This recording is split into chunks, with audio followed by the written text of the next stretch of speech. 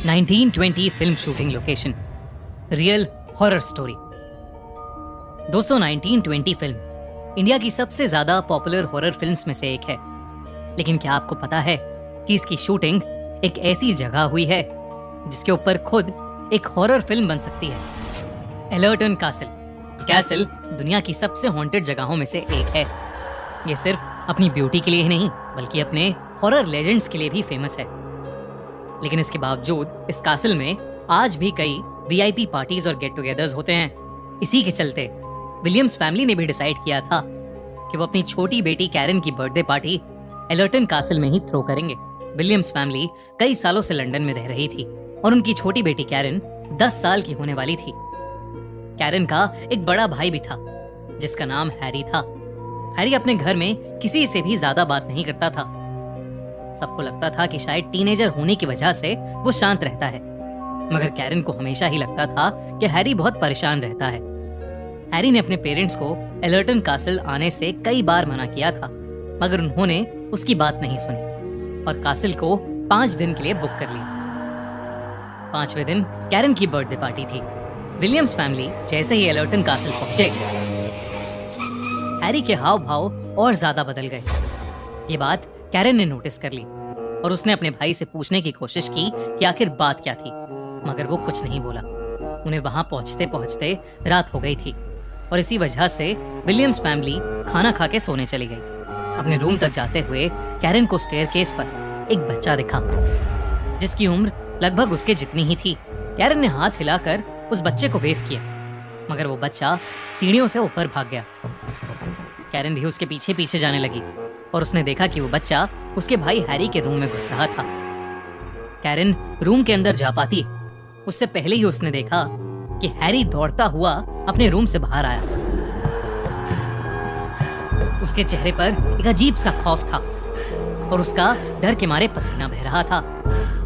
Harry ने Karen का हाथ पकड़ा और उसे उसके रूम में ले गया। कैरन को अपने भाई के हाव भाव बिल्कुल समझ नहीं आ रहे थे, तो उसने हैरी से उस बच्चे के बारे में पूछा। हैरी ये सुनकर चौंक गया और उसने कैरन को उस बच्चे से दूर रहने को कहा। इसके बाद वो दोनों अपने अपने रूम में सो गए।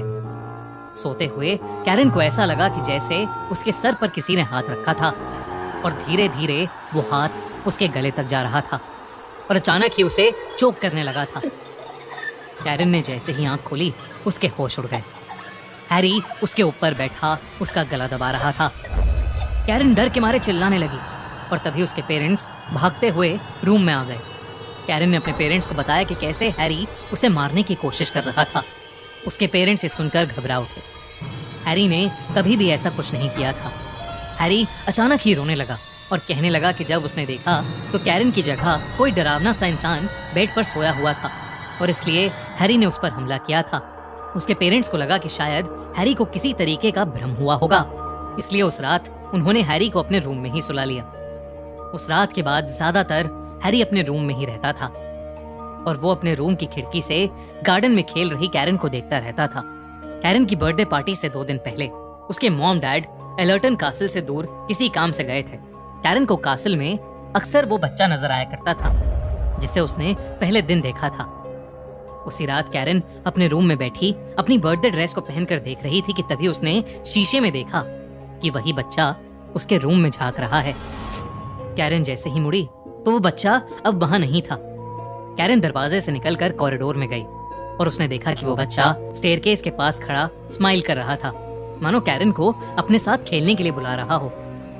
कैरन भी उसकी तरफ बढ़ने लगी, मगर तभी अचानक कुछ ऐसा हुआ कि कैरन के पैरों तले जमीन खिसक गई। कॉरिडोर के अंधेरे से एक बहुत ही डरावना आदमी हाथ में हथौड़ा लिया आया और उसने वो हथौड़ा सीधा उस बच्चे के सर पर मार दिया। वो बच्चा उस वार की वजह से सीढ़ियों से नीचे गिर गया और नीचे गिरते ही गायब हो गया। कैरन ये देखकर बहुत जोर से चिल्ला पड़ी। उस आदमी की नजर कैरन की ओर गई और वो उसकी तरफ आने लगा। तभी हैरी वहां आ गया और उसने अपनी बहन कैरन को धक्का दिया और खुद उस आदमी के सामने आ गया।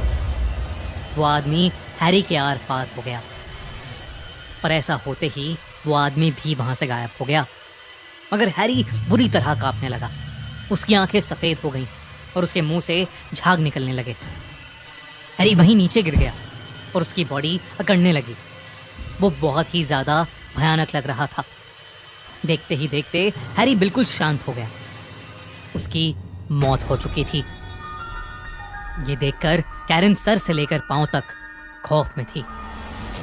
कुछ देर तो वो वहीं जमी खड़ी रही, मगर फिर हिम्मत करके वो हैरी के रूम में गई और हैरी के फोन से उसने अपने पेरेंट्स को कॉल किया। जब मिस्टर और मिसेस विलियम्स घर पहुंचे तो कैरन हैरी के रूम में बेहोश पड़ी थी। जब वो होश में आई तब उसे कुछ भी याद नहीं था। पूरी विलियम्स फैमिली इस इंसिडेंट से हिल चुकी थी। उन्होंने जब हैरी का सामान छाना तो उन्हें उसकी एक डायरी मिली, जिसमें उसने लिखा था कि उसे मरे हुए लोग नजर आते थे। हैरी ने बचपन में भी ये सब अपनी मॉम को बताने की कोशिश की थी, पर उन्होंने कभी उसका विश्वास नहीं किया और हैरी का मजाक समझकर उसे इग्नोर कर दिया। हैरी को अपना ये गिफ्ट एक कर्ज की तरह लगने लगा था और वो कैरन की सेफ्टी के लिए बहुत परेशान रहता था। एलर्टन कैसल में आते ही हैरी को वहां रह रही आत्माएं दिखने लगी थीं और वो ये जानकर और परेशान हो गया था कि कैरन को भी उस बच्चे की आत्मा नजर आने लगी थी। उस बच्चे के अलावा वहां एक और इविल आत्मा भी थी जो कैरन को हार्म करना चाहती थी और उसी आत्मा से कैरन को बचाते बचाते हैरी ने अपनी जान दे दी। आसपास पूछने पर पता चला कि हैरी सच कह रहा था। इस कैसल की कहानियों पर माने तो वहां 3 आत्माएं रहती थीं। कभी किसी को एक औरत का भूत दिखता था जिसे लोग कैसल की मालकिन कहते थे, तो कभी एक छोटे बच्चे का, और साथ ही वहां एक बहुत ही इविल स्पिरिट का भूत भी था। वो लोग कहते हैं कि वो इविल स्पिरिट एक कारपेंटर की है जो उस कैसल में काम करता था। उस कारपेंटर की कैसल के मालिक से लड़ाई हो गई थी और इसलिए उस कैसल के मालिक ने बड़ी बेरहमी से उसे मार डाला था। उस दिन के बाद से पूरी विलियम्स फैमिली कभी कैरन का बर्थडे दोबारा नहीं मना पाई, क्योंकि उसका जन्मदिन अब उन्हें एक बेहद खौफनाक हादसे की याद दिलाता था।